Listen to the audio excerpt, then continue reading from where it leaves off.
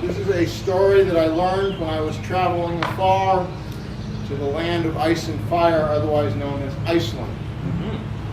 Upon a time, there was a farmer whose wife was ill and needed help with the housework, and so she hired a woman to come in and help with the children and help with the housework. And life went on until the wife had a sudden turn and passed away. But the lady was good to agree with the farmer that she would stay on, as there were still children to take care of and the household to take care of, and he had all the farm chores to do and that sort of thing. However, mysterious things started to happen. Each fall, he would hire a young man to come in and be a shepherd for the winter and take care of his sheep. And of a Christmas Eve, he and his family would go off to church, as was a good and proper thing to do. And they would come home in the and when they got back, they would all go to bed, and when they got up in the morning, the shepherd would be found dead in his bed, with strange marks on his feet, like he'd been out running barefoot. But nobody could quite figure out what was going on, so the life continued. Well, after 2 or 3 years of losing shepherds every Christmas Eve, he finally decided he wouldn't hire any more shepherds. He would just make do. Well, the following fall came around, and a young man turned up and said, "I understand you need a shepherd." And he said, "Well, I don't hire shepherds anymore." The young man said, "Well, but you still have sheep." He said, "Yes, but I don't hire shepherds anymore. Things happen in this household that I just can't." The young man said, "I'm desperate. Please, sir, I need some place to live and stay for the winter. Take me on." So the farmer agreed to do that. Well, fall went on, the harvest came and went, the shepherd did his job, and it was coming up on Christmas. And the farmer had to take his family to church for Christmas Eve services. And he turned to the shepherd, he says, "Do you want to go with us?" And he says, No. Somebody has to stay here, take care of the farm animals. I'll be okay, no problem." So the shepherd went to bed, and he said, "You know, if I stayed awake tonight, maybe I'd find out what was happening." So he rolled up in his blankets, but he desperately fought to stay awake. And sure enough, just as it came on to the midnight hour, he heard the door of his room open and close, and he opened one eye, and there was the woman who took care of the children in his room, and she came up and slipped something over his head, and suddenly he felt compelled to go where she wanted to go. And he realized she put a bridle over his head. And she led him out of the house, mounted on his back, and made him go as if he was a horse. And he ran and he ran and he ran until they finally got to a cleft in a rock where he could see light coming through, which is not uncommon in Iceland. They have volcanoes everywhere. And she tied him up to a stump of a tree nearby, slipped off his back, and slipped into the stump of the rock. Well, because he was awake, he was able to work himself out of the bridle finally and follow her in through the rock. And he scrambled down this long path, and he finally opened up into a big open area with grass and trees, much nicer than up on the ground in Iceland. And he could see the woman off in the distance. He said, "Well, I'll follow her."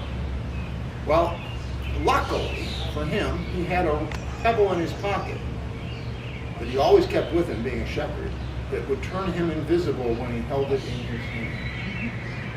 So he set off with her with this pebble in his hand so nobody could see him. And he caught up with her, and she got to a point where she looked down into a valley. It was a great castle, with many people out in front of the castle. She walked down towards the castle, and they all ran towards her, greeting her like long-lost friends and relatives. And our shepherd kept up behind her, and then a grand gentleman with a great crown on his head came out, took her in his arms and hugged her and said, "Oh, my wife, you're finally returned. Thank you, thank you, thank you." And they went into the castle, and there was a grand dinner and a grand dance. But off in the corner, our shepherd noticed this old woman sitting in a chair, just angry look on her face. And every time the king and the lady would go by, she'd snarl. And finally, the dance came to an end, and the king turned to the woman from the surface and said, "You must stay." She says, "No, I cannot. You know the curse that your mother," pointing at the old lady in the corner, "has put on me for marrying you in the first place. Horrible things will happen if I stay. So I must go back to the surface." And he sighed, the king sighed, and said, "Very well, I will let you do it." So she set off with our shepherd running along behind, and he realized he had to get up in front of her so he'd be on the surface when she got there. So he ran around in front, halted on in front of her, climbed up through the path, out through the cleft in the rock, slipped on the bridle and was standing there calmly when she came up, untied him, climbed on his back, and rode him back to the farm. Put him back in bed, slipped the bridle off, and left the room.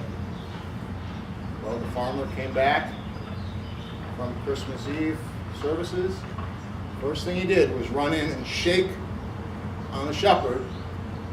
"Are you okay? Are you okay?" And the shepherd had at that point gone to sleep and said, "Yes, yes, I'm fine." The farmer said, "What happened? Why are you?" The shepherd said, "I will tell you in the morning. It's important, but right now I need my sleep." So the household settled down.